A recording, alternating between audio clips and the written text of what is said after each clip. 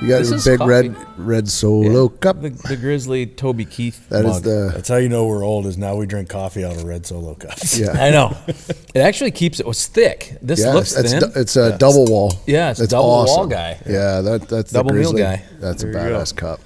Yeah, Yeah, that's a good they're one. solid. Is it last year they released this one? Yep, the Toby Keith. But this year they got all Sweet. new drinkware, and thing. they got some Yeah. awesome stuff. New water bottles. Can you buy these still? Yeah, Can you? yeah, absolutely.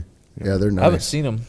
Yeah, they Lately. did that as like a tribute when old Toby Yeah. passed away there. I did a tailgate with Kylie, my daughter, at college, and I was drinking out of a Grizzly red Solo cup, and all Yeah. these kids are drinking out of stuff, cup flipping, and mine's like a double walled aluminum. I'm like, don't touch my cup. way heavier. Yeah, I think I drank wine out of it. Yeah. At a tailgate. probably positive. You Yeah, did. positive. Oh, At yeah. a tailgate, I was drinking wine out of a red Solo cup. The times have changed. But Yeah. that and then I was just slugging Busch Light apples down. So it was a bad day. I had a teammate back in the day that every time we would play beer pong, if he made the last cup, Yeah. he would pick one of his up, chug it, and then throw the cup at you because they were plastic, Yeah. right? You imagine ripping that at somebody?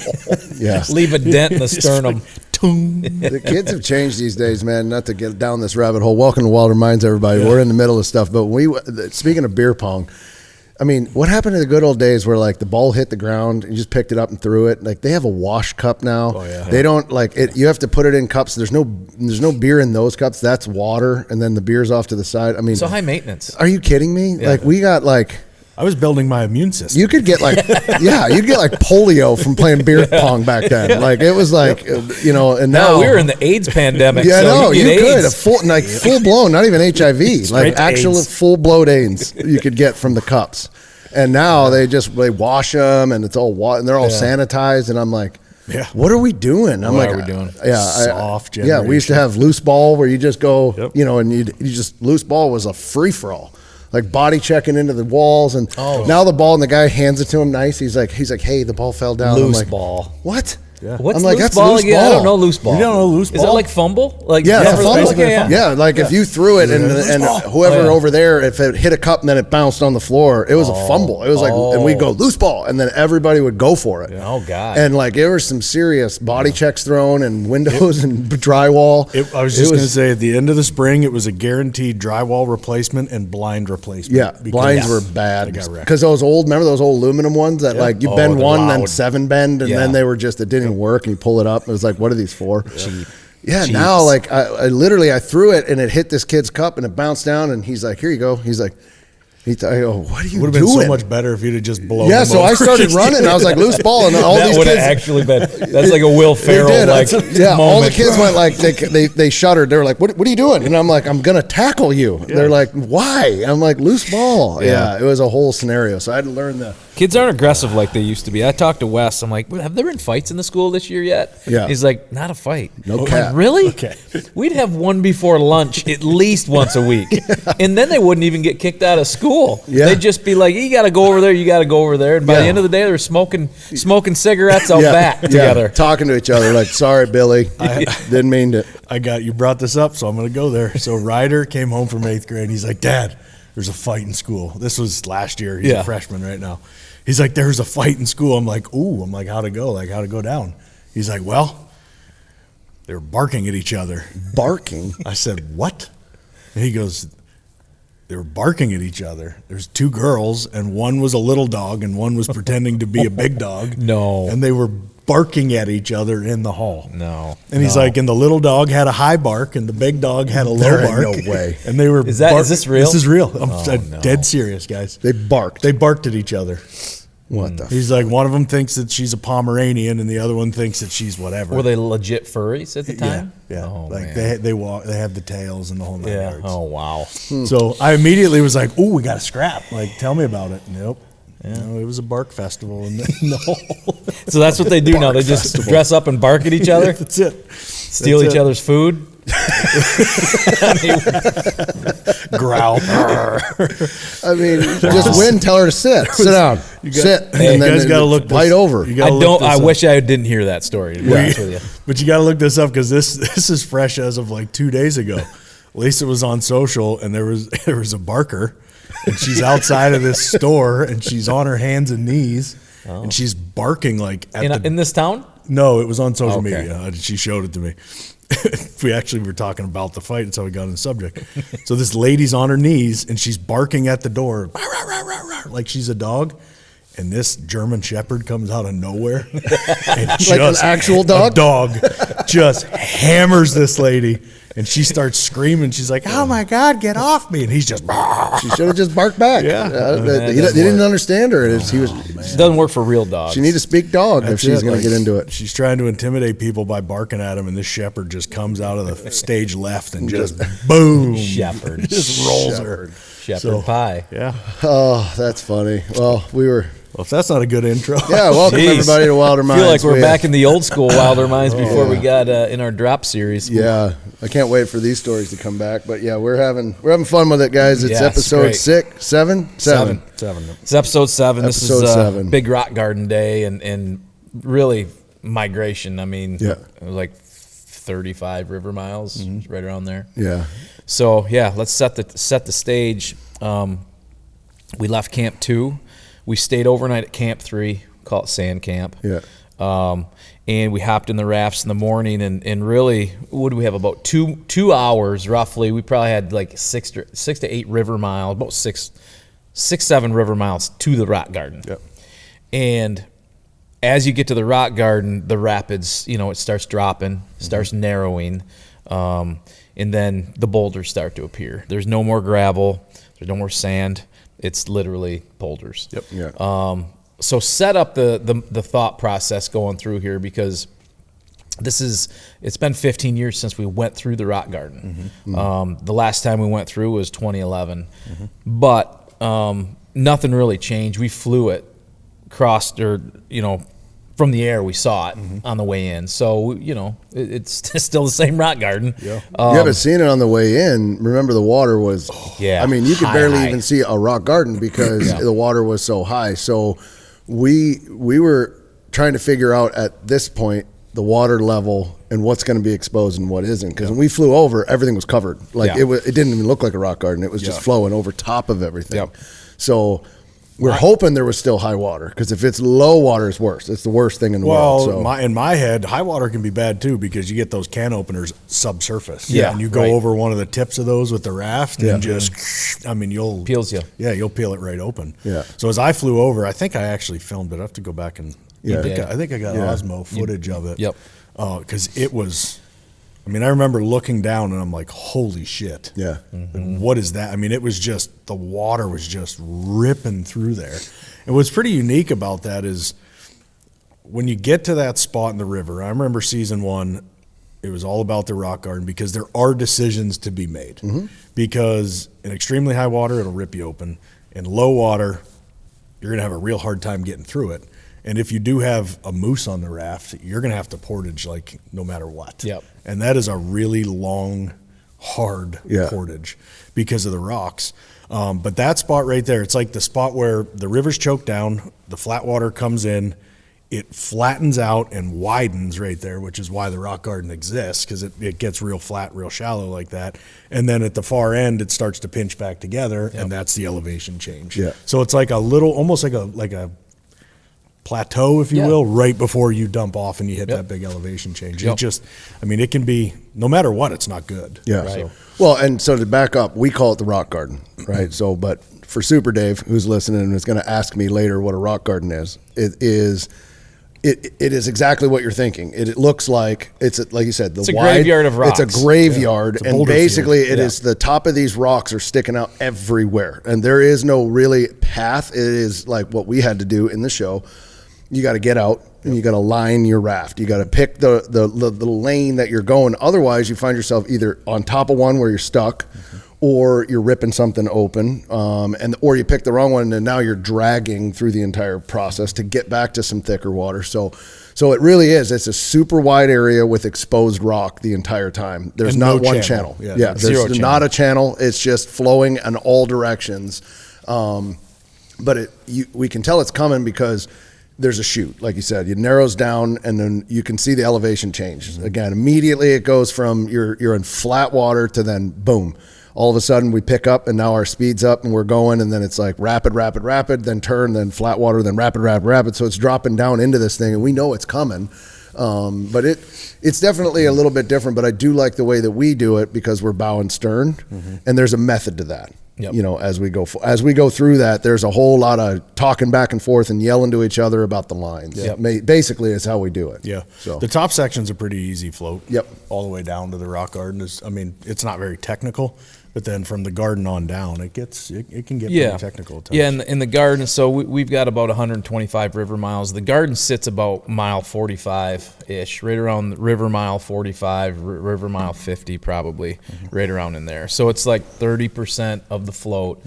But like you said, if it's too high, it's dangerous. If it's too low, it's a lot of work. We hit it probably perfect, honestly, because you could get out and you could pull and you can navigate. I thought we were dialed. Yeah. I mean, I was so happy with the water level. Yep. And it receded a couple feet probably since we got dropped in up top. Yep. It definitely receded. Even in Camp 2, we had we had a lot of water around that island, really, is where it was when we put the tent there. And then we hardly had any water around us by the time we pushed off. So just for a second, let's back up. We had this same kind of conundrum when we were there, when we went through it 15 years ago, because it does matter. Like when we're up top and let's say we shot two moose and now we're on caribou hunting and we're moving, those rafts going through that rock garden with 2 moose on it and the weight that we would have going through it is a lot different. So that's another thing that water level is so important, because if it was low at that point where you do have to portage a lot of stuff, and this isn't short, this is a mile and plus, this is a mile and a half of like rocks and water you're not getting out, that you would actually have to carry equipment. And so having moose on there, that's another thing we've thought of, is like, man, if we do this now and the water's low, we're going to have to take this moose through the rock garden. Now we've had caribou on there and it's okay, right? Because that's a little bit lighter stuff, but that's another thing that plays into it, and we've talked about that before. We shoot it above the rock garden, or do you really start looking for that below the rock garden? You know, and again, it's all situational, and you'll make it, but it is another factor at the rock garden. Yeah, that's exactly what I mean when decisions have to be made no matter what, you know, and that's just one of those, it's just how it goes. It's always in the back of your mind. You know it's coming. You know, we got to try and get through it, and it's like, well, man, if we do kill that up here, what the hell are we going to do when we get down there? Yep. So, well, you know, when you think about season 3, though, the river we floated was a little tighter. We portaged 5 or 6 times, and we had to cut our way. Sweepers. Yeah, those were we sweepers. had to cut our way through multiple. No one had been on that river in like 10 years. It was a so 10-year all these logs and everything had to be removed because no one had been there with a raft. And if you don't remember, or if you remember this, overnight we stayed one night. The river rose when we were sleeping like 4 or 5 feet. The rafts were just, I mean, we tied them off the night before, but they were literally floating in the water, and so many trees blew down and created. Again, this is a river that hadn't been floated in 10 years. So nobody had cut it, nobody had opened those up. So we had to portage like 6 times, and it was a lot. We didn't kill a moose that year. With a handsaw. With a handsaw. We had a handsaw, that buck handsaw we had, and I remember that. Yeah. We didn't have a chainsaw, we didn't have electric, we didn't have battery, none of that stuff. It was like, here's a handsaw, we got to move this oak. Yeah, you know, or this giant pine, because there's not oak trees in fucking Alaska. For me, I don't think it's. I don't even think it's a lot of maple flats. I don't even think it's like the work syrup that goes with portaging. I think it's the time is the part that bothers me. Is it's like I'm gonna waste 2 hours of our time carrying this shit 150 yards. Just to repack it, get back in it, and go do it again. And go do it again. Yeah, that's the part that gets frustrating. So but I think this year, pleasantly surprised. We had good water going through it. We picked the right lines. We had some dragging, which is fine. I mean, that's just part of it, but you're prepared for that. But and it's loud, right? So you're in that area, right? I mean, it's super loud the way the water's rushing, and it's like, so when you add sound on top of kind of the speed of the water, like there's a heightening of adrenaline, there's a heightening of awareness, like you're really thinking, because again, urgency. The sound just adds so much, because it goes from just being able to whisper to each other to you're yelling on the front of the boat. But you know, going back to how we do it, bow stern, line it out. We're picking the V's, we're picking where the water's running, and that's kind of the front guy's job. And then the back guy's job is to steer into that line. So the front guy's going to put the nose of the boat where it wants to go. The back guy's going to bring it into the right line as we go. But when you get into that rapid water, if you got a hard right or a hard left, it's about cutting those corners, because a lot of times if you get sucked over to the far side of the river and you don't hit the right line, that's when the sweepers are there. So then that's when you follow that, you'll follow that current into that corner, and next thing you know, you're caught up in sweepers. So you really have to cut the line and really row hard, and then let it flow across these corners, and you cut them each time. And so there's just a lot of communication, and you don't want to get hung up in a big bend where you have the chance to flip over inside of one of those corners because of that current rush. So that's the danger of it. Yeah, the river dynamics on outside bends is always where you're sweet. I mean, you can get them on the inside and on straight water, but outside bends, because that river comes around, and as the river turns, that water speeds up, and as that water speeds up, it hits the bank, undercuts the bank, and then that's when the bank caves in and all the trees come down.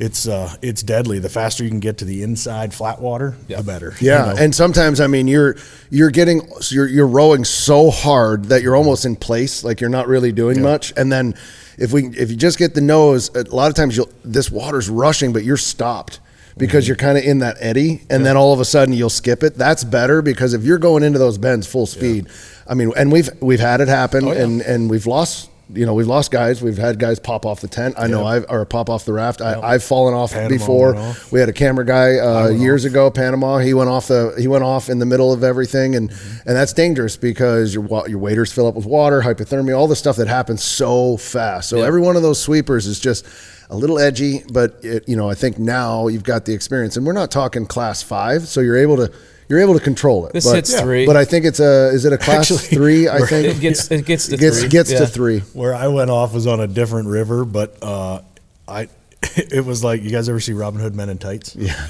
When Little John falls off the bridge and he's like in that creek? And he's like, I can't swim. And it's like this much water. Yeah. That's where I got hit with a sweeper. Yeah. I got hit with the branch, and it went backwards, and I landed, and like my elbows were in the water. I'm like, ooh, it's shallow here. So I got launched like a diving board in New Zealand. You went like 8 I was on the front in New Zealand, and we went through that chute, and that the front of the boat went down, and then it came back up. And when it did, I didn't have any choice. I was gone. I mean, it threw me like a diving board. I went straight up in the air, and I was like, and like I even did one of these in the air, like I was like, and I'm gone, and it was like I was sunk, and I grabbed on the front of the boat, jumped back in, was like, we're wet, but we're here. Like it was crazy. That year that I went in, Pima went in that same year, and I remember pulling over, and that's I think the coldest year we've ever had. Yeah, that was bad, like by far.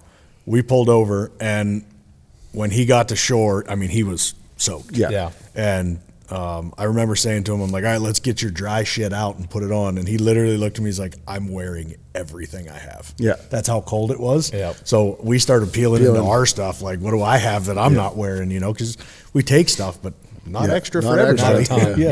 We got him nice and warm, though, and then back to the river we went. Yeah. So it happens. I mean, it's part of it. Yeah, it's part of it, no doubt. At Keefer Brothers, our mission is to pass on what the wild has taught us. Every single step into the wild tells a story, and we've spent years capturing those moments in the rawest way possible. So if you're not afraid to step outside of your comfort zone and you want to go further and live the kind of life that most people only talk about, be sure to visit KeeferBrothers.com. Whether you're there for the stories, the skills, or the connection, everything lives at KeeferBrothers.com and the all-new companion app. Every shot counts. And when it's time to make it count, you want the best. Winchester Ammunition has built its legacy on a commitment to innovation by continuously pushing what's possible. In the heartland of America, the American legend crafts ammunition that's purpose-built, reliable, accurate, and ready to perform no matter how harsh the conditions. Whether you're hunting or shooting for sport, Winchester will be there. All right, let's talk about beer for a second. You ever notice there's a big difference between Busch Light drinkers and other beer drinkers? I like to say we live on the wild side. A guy with a Busch Light in his hand, he's a man of the people. He's out there in the wild every day. He's in the trenches smashing bushies with a smile on his face. You know why? because he doesn't care. He's not looking for a soulmate. He just needs something to wash that damn jerky down. And he's got himself a 12-pack of Freedom in a can. And when that can gets cracked, it's like opening a door to a whole different world. It's just a vibe. And if you haven't felt it, you should. So go grab yourself a case of Bushies, give them a rip, and take a walk on the wild side. Wherever your adventure takes you, count on Bass Pro Shops and Cabela's to make it memorable. From the timberline to the campsites to the lake and the range, get your family outfitted with the right gear. With premium brands like Worldwide Sportsman, Ascend, Instinct, Redhead, and Natural Reflections, they've got the apparel and the gear to make it the best adventure ever. Stop by today for a one-of-a-kind shopping experience in-store or online at BassPro.com and Cabela's.com. See for yourself at Bass Pro Shops and Cabela's stores. Your adventure starts here. For some of us, the hunt never stops. Grizzly understands that more than most. Rugged, reliable, and built to never back down. Whether you're on the trail, by the water, or deep in the dark timber, Grizzly is by your side. Tough enough to take on the wild and ready for whatever you can throw. Grizzly is committed to products that never let you down. Always on the hunt with Grizzly. Out here in the wild, precision isn't just a luxury, it's a necessity. Leupold Optics is built on the foundation of American craftsmanship, where every features function first. For over a century now, they've combined dedication and technology with a relentless put-it-to-the-test attitude, creating optics that stand up when everything else stands down. When it matters most, you need the best. That's what you get with Leupold Optics. While other companies out there warranty failure, Leupold guarantees performance for life.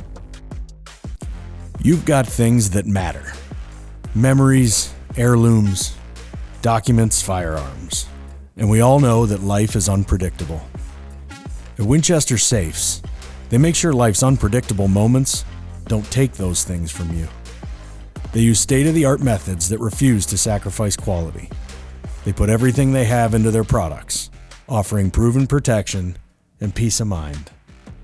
There's only one safe company worthy of the title, the American Legend, and that's Winchester Safes. Follow at Winchester Safes or learn more on winchestersafes.com. When you're miles from help, second chances don't exist. That's why we shoot Rage broadheads. Massive cutting diameter, field point accuracy, devastating results when it matters most. Hunt with Rage. I want to touch on one thing you said about the water and the rushing and the sound and all that stuff. Like, that's one thing that I have a hard time with when I watch the episode. And obviously, we do everything we can to capture all that sound and pull through on that. But there's a couple of things that are really hard to show. Super freezing cold, starvation, and the sound of what that river is like and just how it heightens everything that you've got going on. Yeah. So, it paints a different picture in your head. It does. I mean, for us, even when I watch the show, to your point, the cameras only catch so much of that. And some of the stuff, like you said, you can't show, but man. But do you find yourself watching it and you're like, I mean, that doesn't really look all that bad. Yeah. But then when I'm there and I'm in it, like I rewind to going through it and I'm like, that was some nasty shit. Yeah, that was. You know what I mean? You're. I was heightened. Like it was concentration time. But again, when you're watching it from a camera, and the other thing is trying to film it going through there. So we've got all these cameras set up. So this isn't something where you're just going to break out a $10,000 camera and lens and just like someone sitting in the middle filming. Like we have to keep that in consideration. We had Ray-Ban sunglasses. We had the Meta glasses. We had GoPros. We had Osmos. We have other stuff that has to set up because you have to be rowing. And you guys, as the field producers on this, also are behind us. So you're trying to shoot and then also row and make sure you don't miss a line because you're trying to catch this stuff. So sometimes we hopscotch each other, to try to get through that. I think that's the hardest part is, you guys are on the same raft. But from the rock garden down to Camp 4, it was pretty much chaos the whole time. I mean, you're on the oars nonstop. There wasn't like a patch where you're drifting. No. It was relentless. And then you're up against the clock because we knew where we had to go. So we don't have a lot of time to set up for these shots. We'll go way ahead and you guys do X, Y. Like, no, like we're going. And we knew that's kind of how we had to cover the rivers. And now you guys had Osmos and you did a good job capturing, the stuff when you guys were in the rafts. That's all in real time. Everything that's been filmed throughout that whole thing is all in real time. Exactly what we're doing. And we didn't, we don't recreate anything. No. So, for me, I mean, I wish I had these dynamic shots of you guys in the rafts, but that's just not how it works when you're doing it like we're doing it. Yeah.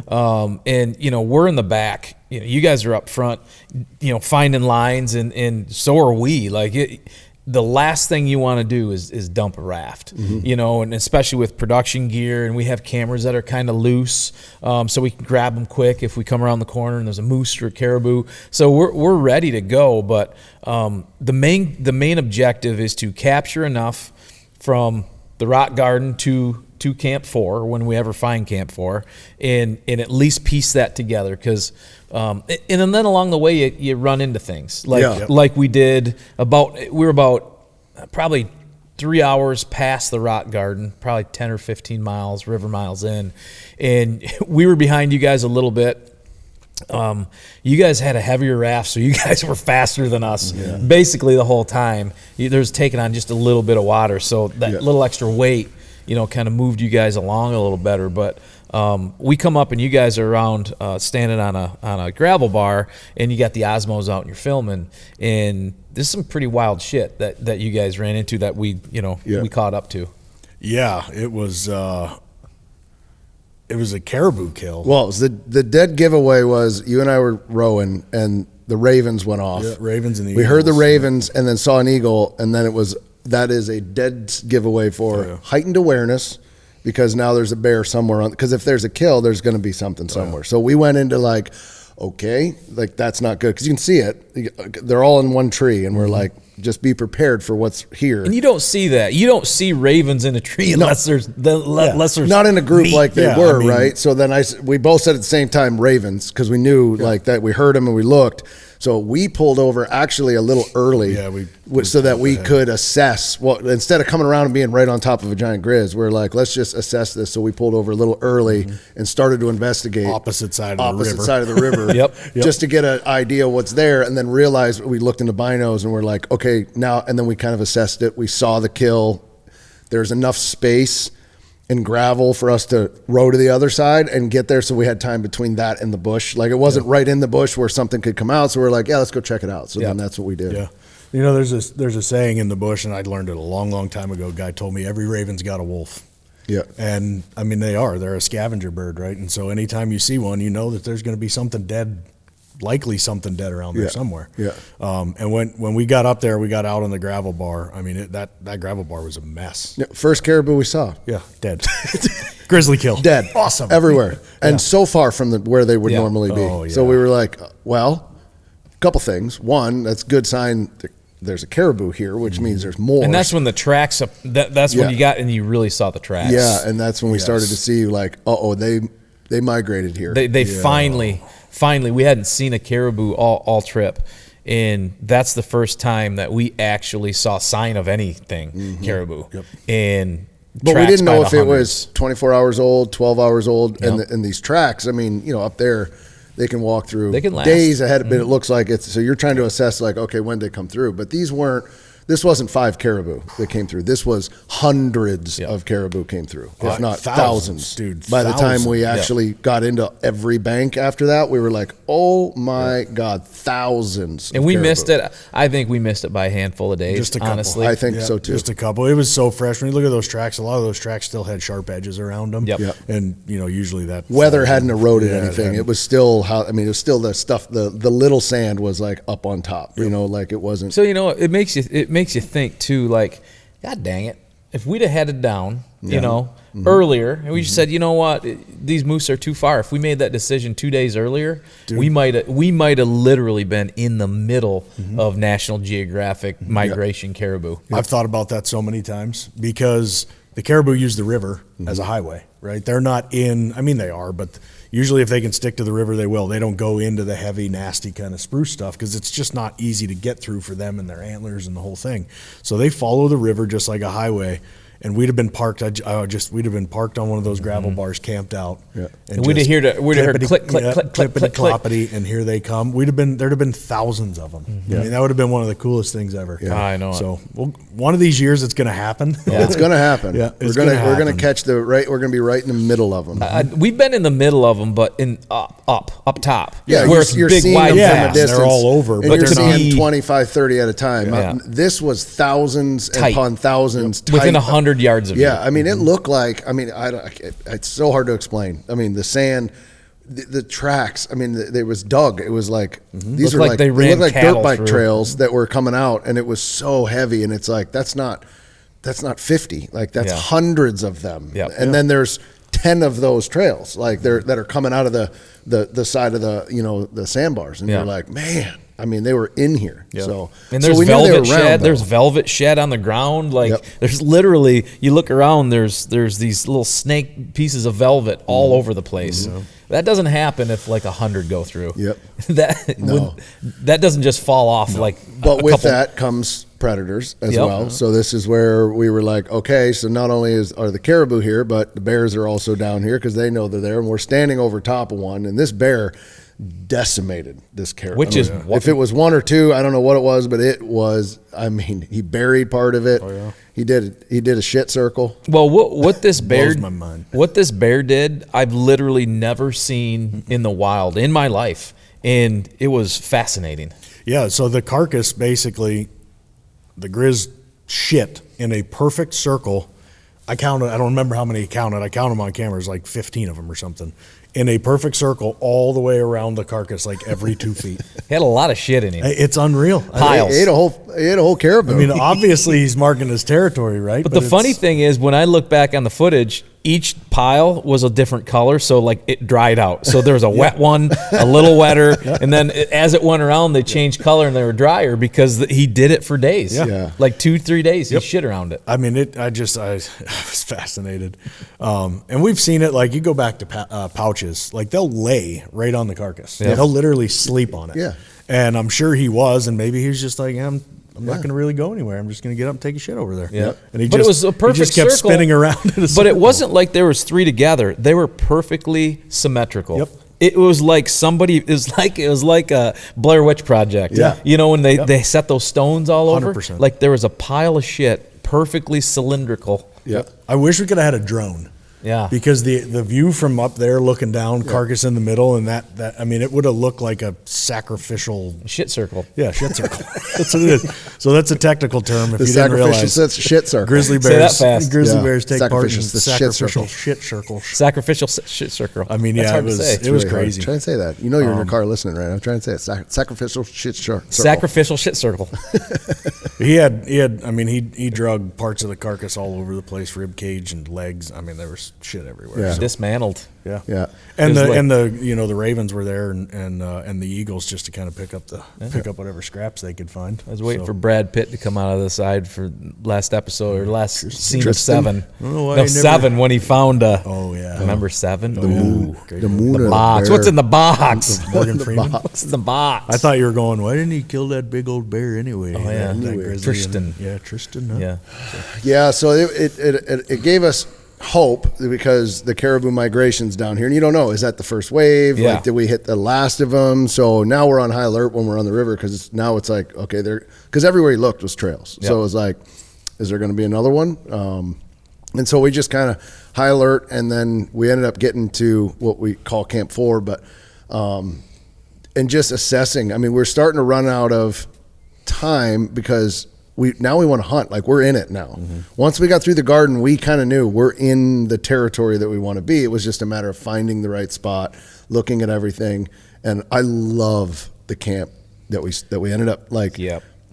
We will spend time there. Yep. I mean, This year. the way that came together and where we end up, I mean, once we kind of did our exploration right there from what we could see to, upriver, downriver, how everything played out, the elevation on the other side, like where there's, you can kind of say, okay, they're not coming up over top of that, so they're going to be coming through the middle. It was just a lot of things right there that was just like, this is the spot where we need to be. There's moose here somewhere. We just got to find them. Felt very, very confident. Yeah. And you could see, we could see we could see probably 200 yards in upriver and downriver. It was just a perfect spot. Yeah, that's something you don't get down there very often. You don't get visibility just because, you get spruce usually right up to the river's edge. Yep. But we had a spot that was basically at the bottom of a straightaway right before the river turned, and we were on that point so we could see down and we could see back up the straight. So and when we were looking on the map, if you remember,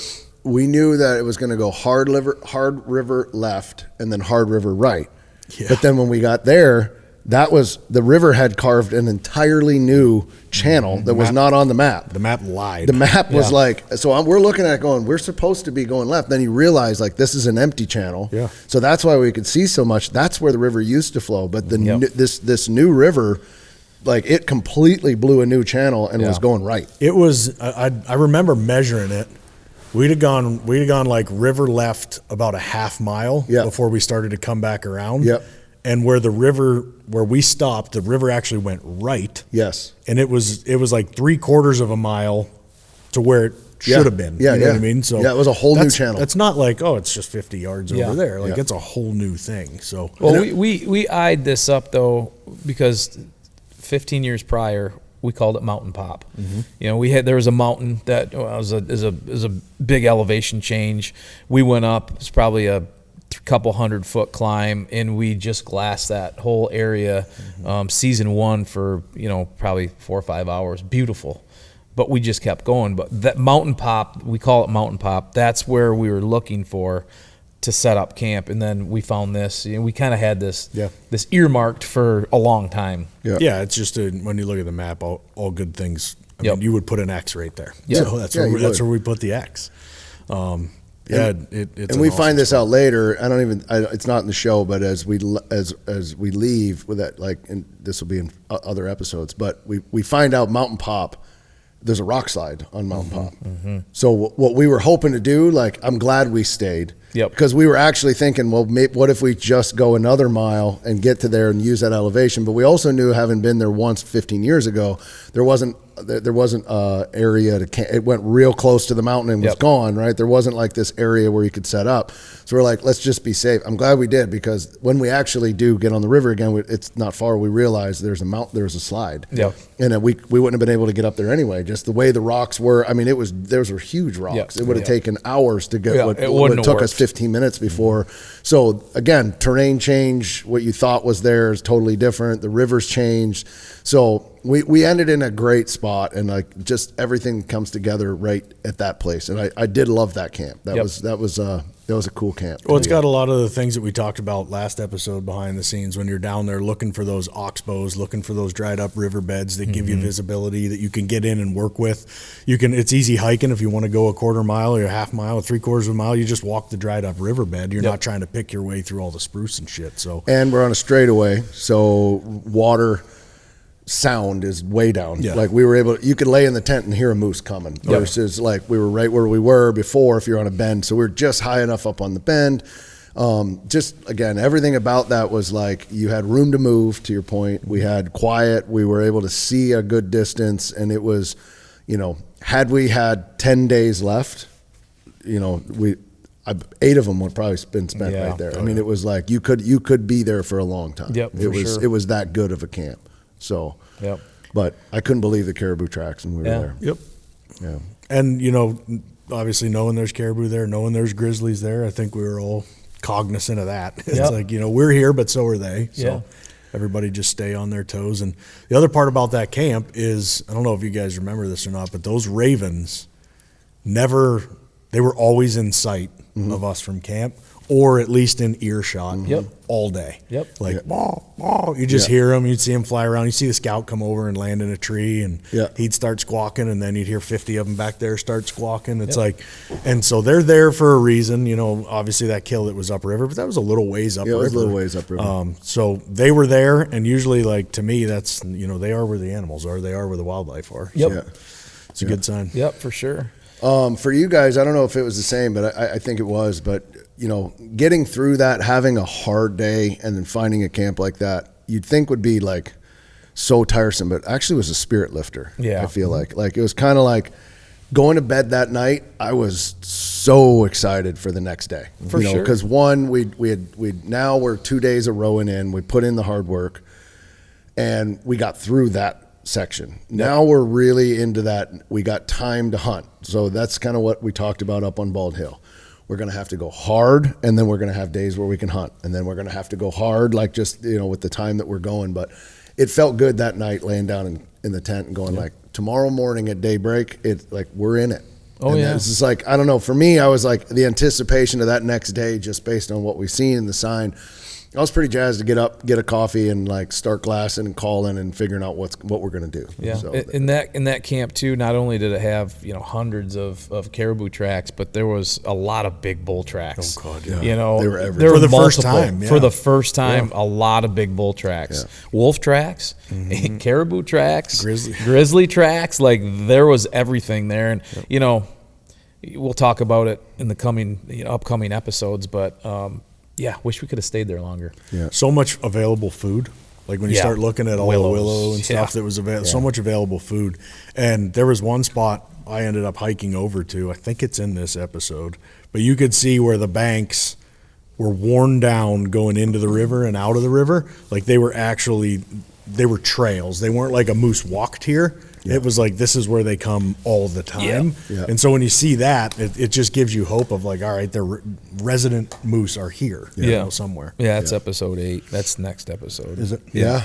But well, we get into them. We get into them, and you know, like you guys said, the hunting, you know, things change quick when we get down in this country, spruce country. You know, just the day prior, before the rock garden, we were still up in kind of, you know, the upper elevations, and you know, once you put a full day on the oars, man, you're down there, and it's amazing what you can do in one day of hard rowing. It was a 12-hour day. I mean, it was 10 hours because we got to camp at like 6:30. Camp 4 we got to about 6:30 p.m., 6:30 or 7 p.m.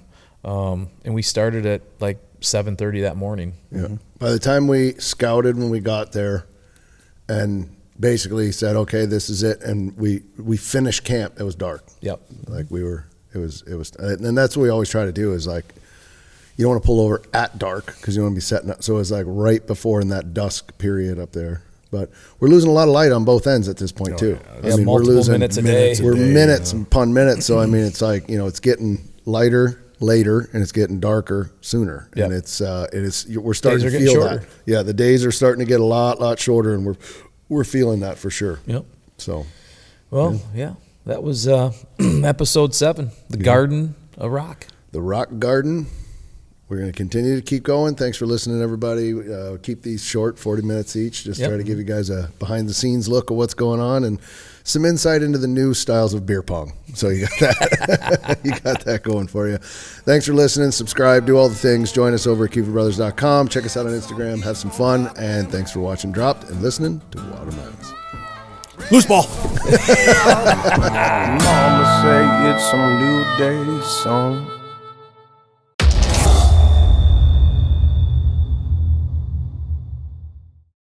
Seeing your arrow vanish in the dark is pure adrenaline. Nocturnal makes it clear. Bright, tough, and dead simple to use. Low light or last light. Track your shot all the way through. Shoot Nocturnal. Some call it out on the trail. I like to call it the road less traveled. The kind of place where the going gets tough. That's where Tracker Off-Road comes in. Made for those who won't back down. Tracker Off-Road delivers the hardest working machines with the greatest capability at the strongest value in the industry. Built by those who know what it takes and designed for those who don't turn back. Tracker is dedicated to delivering machines that let you get the most out of your day and your dollar. Ready to take on your next adventure? Go with Tracker Off-Road. Accuracy isn't optional. It's survival. Carbon Express arrows are built for serious hunters chasing clean kills and confidence in every shot. Across the Midwest or all through Alaska, it does not matter. Hunt hard and shoot straight. Carbon Express.